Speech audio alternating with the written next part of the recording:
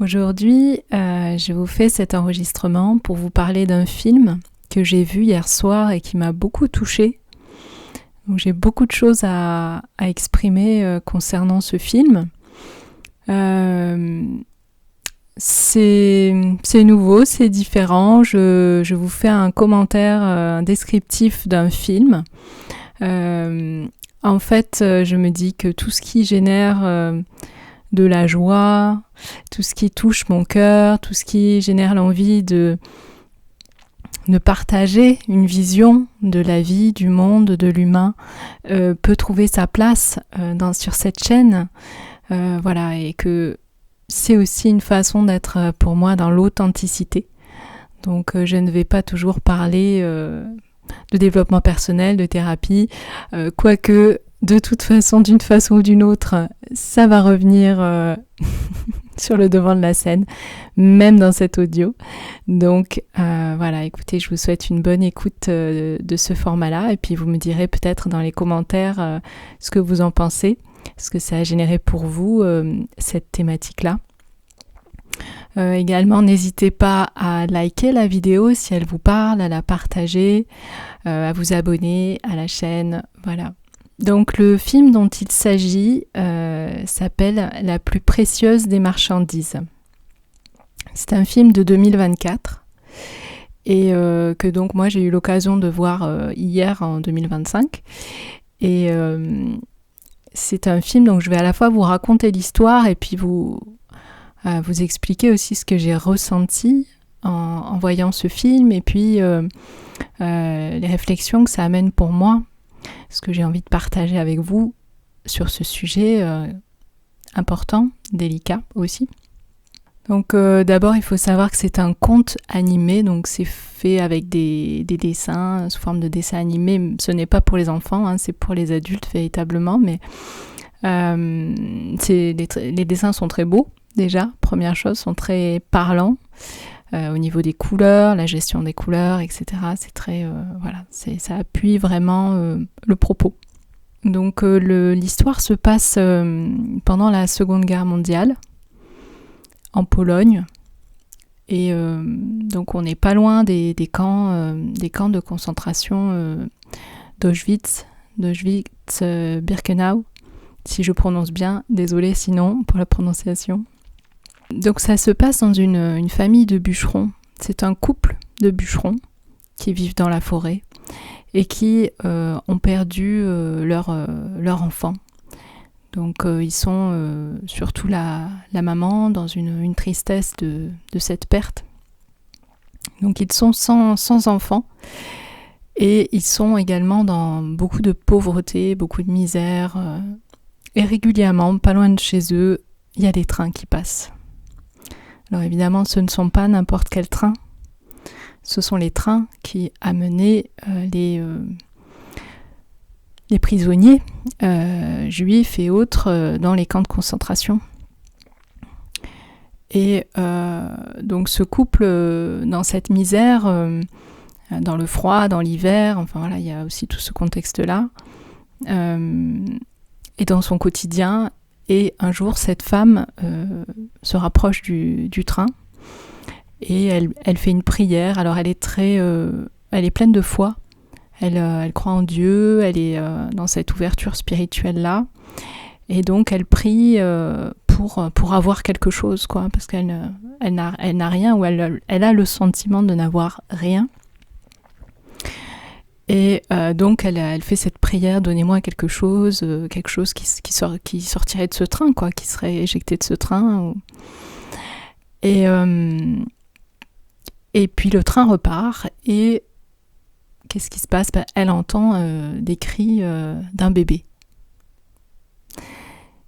Et donc elle cherche et puis finalement elle trouve le bébé dans la neige et elle recueille ce bébé qui est une petite fille.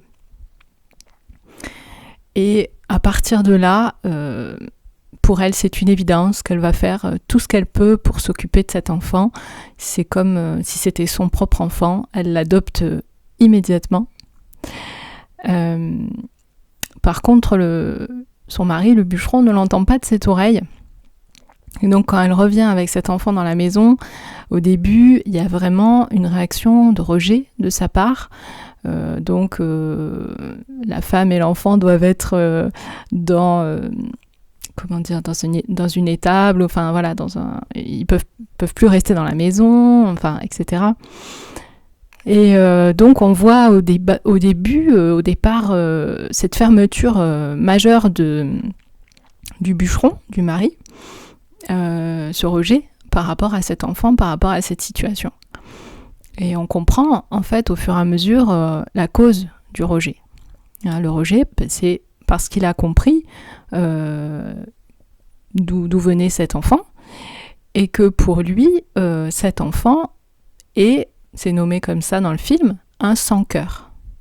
Un sans-cœur. Voilà, parce que selon lui, ses parents sont forcément sans cœur, puisqu'ils étaient dans ce train, etc. Donc, pour lui, c'est un enfant sans cœur, donc il n'en veut pas, donc pour lui, cet être ne vaut rien, j'ai envie de dire, hein, alors que le film s'appelle La plus précieuse des marchandises. Donc au début, il y a ce rejet, et puis à un moment donné, la bûcheronne, la femme, lui fait entendre le cœur de l'enfant. Et là commence, j'ai envie de dire, le miracle de l'ouverture du cœur de ce bûcheron. C'est vraiment très très beau à voir, je vous conseille de voir le film, là je le raconte un petit peu, mais je ne vais pas tout raconter non plus, parce que c'est intéressant après d'aller le voir, et bien sûr, je ne veux pas vous empêcher d'aller le voir, donc je vais raconter ce qui m'a touchée, mais je ne vais pas tout raconter non plus. Donc il y a le début de l'ouverture du cœur de ce bûcheron. À ce moment-là, il se dit « Incroyable, ce bébé a un cœur, bien qu'il vienne de là où il vienne, il a un cœur. » Et c'est très touchant, parce qu'à partir de ce moment-là, il commence à percevoir le cœur de tout. Donc il coupe un arbre et il sent que l'arbre a un cœur. C'est magnifique. Vraiment, c'est très très beau. Après, il touche une cuillère et il sent que la cuillère a un cœur, etc. Vraiment, il y a cette ouverture de conscience que tout est vivant, en fait. Même les objets, ça va jusque-là, dans la façon dont c'est traité dans ce film. Et du coup, bien sûr, il réintègre sa femme et le bébé dans la maison. Et puis, il sent à nouveau, il met la main encore sur le cœur du bébé. Ah oui, effectivement, il reteste. Et puis là, évidemment, le petit bébé commence à lui tirer sur la barbe, etc. Donc, en fait, il commence à être touché même par cet enfant, quoi. Il commence à avoir envie de jouer avec lui. Voilà, il y a vraiment cette ouverture-là qui se fait. Et dans le même temps, il y a les prises de conscience qui arrivent. Alors ça, c'est énorme aussi. C'est-à-dire que la fermeture du cœur qui était là avant, l'empêcher de voir la vérité de ce qui était en train de se passer.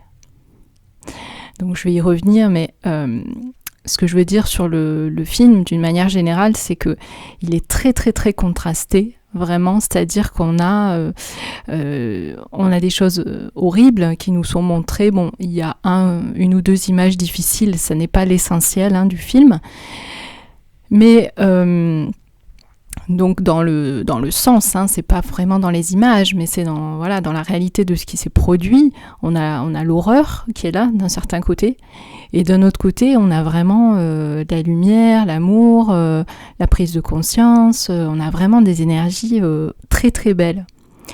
Donc c'est très très très contrasté ce film-là. Et donc dans cette ouverture du cœur que vit ce bûcheron, il commence à prendre conscience de ce qui est en train de se passer, en fait.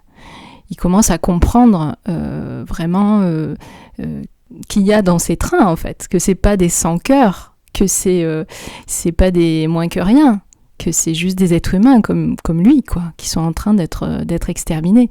Il commence à comprendre la réalité de ce qui se passe. Et donc, à partir de là, il y a un retournement, c'est-à-dire qu'il ne peut plus être le même homme qu'avant.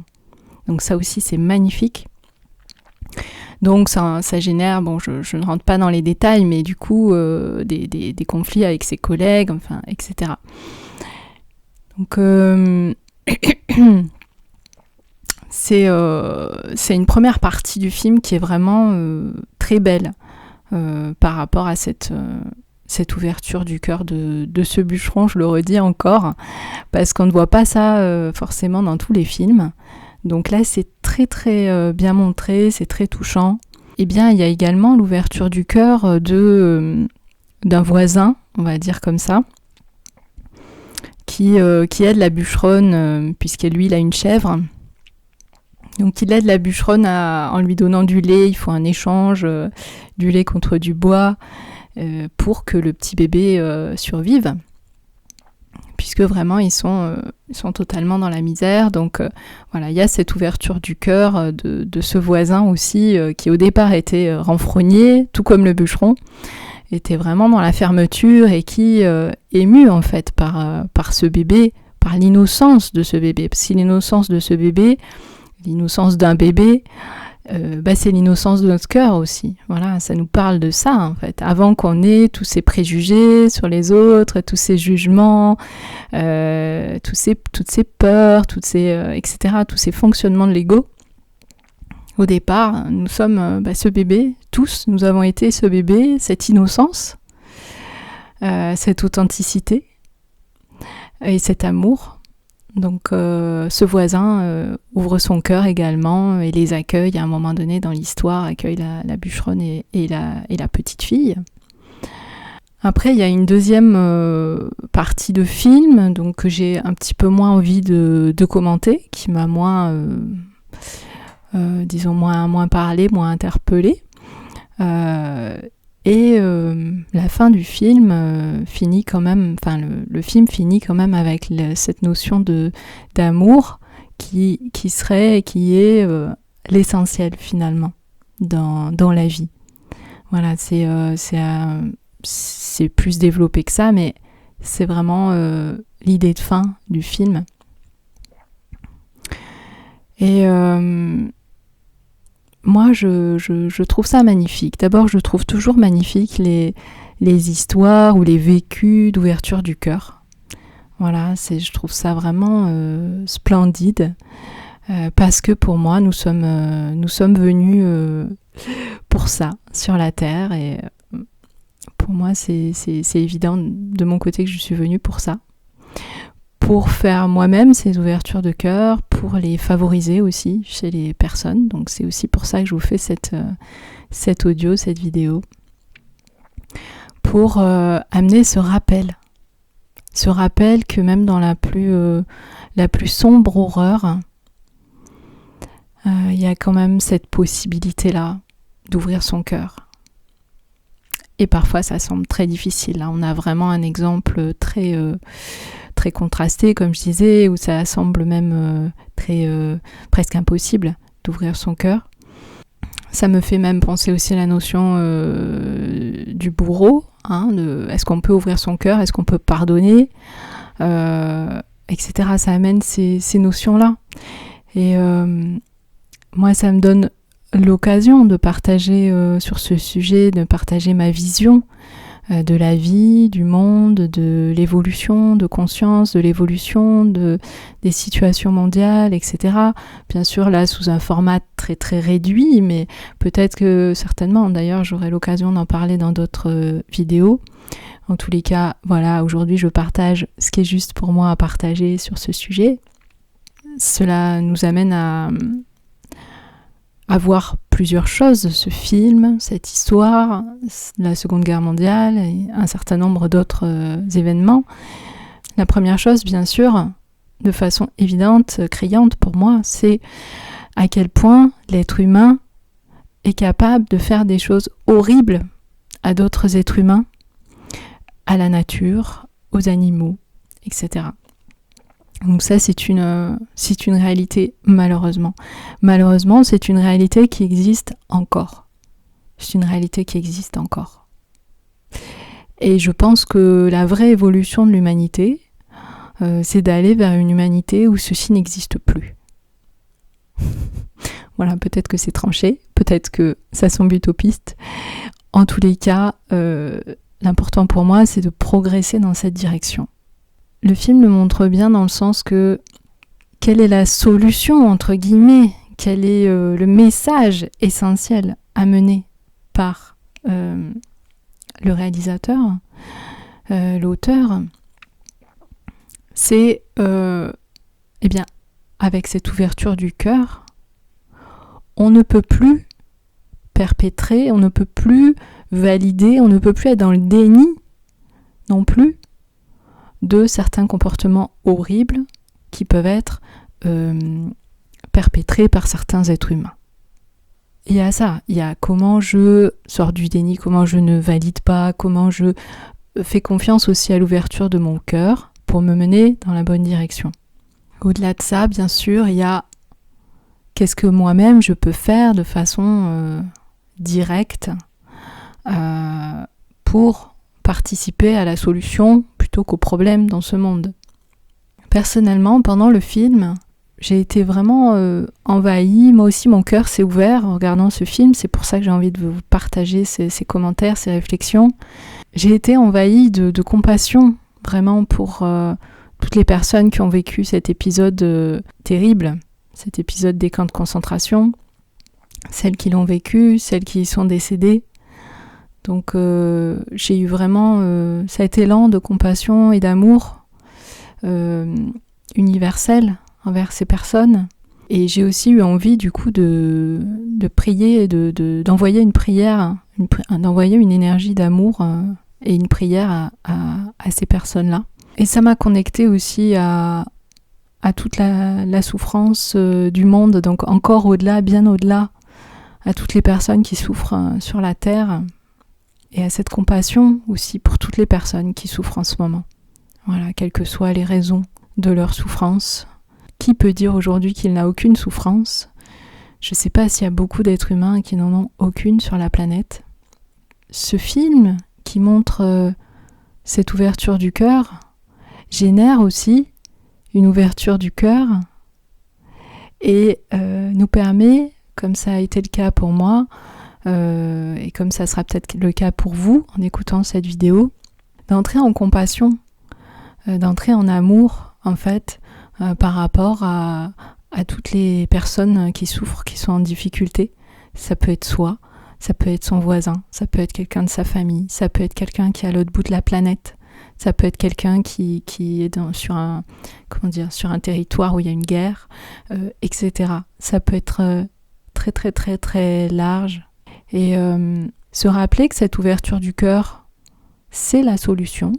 Moi, ça m'a fait beaucoup de bien parce que j'en étais persuadée, mais le voir dans un film m'a montré que j'étais pas du tout la seule à en être persuadée. Et à partir du moment où on ouvre son cœur, il y a des choses qu'on ne peut plus faire, des choses destructrices vis-à-vis de soi ou vis-à-vis des autres, de toute forme de vie, qu'on ne peut plus faire. Parce qu'on est conscient qu'on est en train de faire quelque chose de destructeur et qu'on n'a plus envie d'aller dans ce genre de direction. Donc, c'est un enjeu très très important, l'ouverture de notre cœur. C'est pas seulement peace and love, quoi.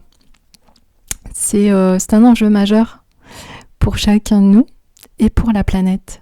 Et pour petit à petit vivre sur une planète plus belle, plus harmonieuse, plus aimante, et où il y aurait beaucoup moins de conflits, de guerres, d'injustices, de violences et autres et autres.